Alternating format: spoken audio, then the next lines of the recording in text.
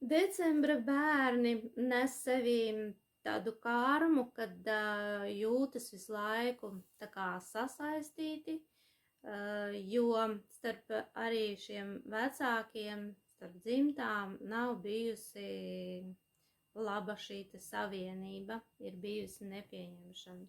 Un rezultātā decembra bērni jūtas parādā visu laiku kaut ko, viņiem ir tad nes sevī upura lomu, kad viņiem visu laiku kaut kas ir jādod.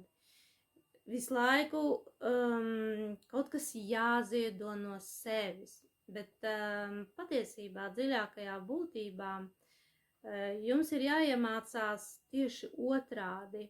Ja jums ir problēmas, jums ir jāiemācās palūgt palīdzību no tuvākajiem, no vecākiem, no māsām, no brāļiem, no apkārtējiem.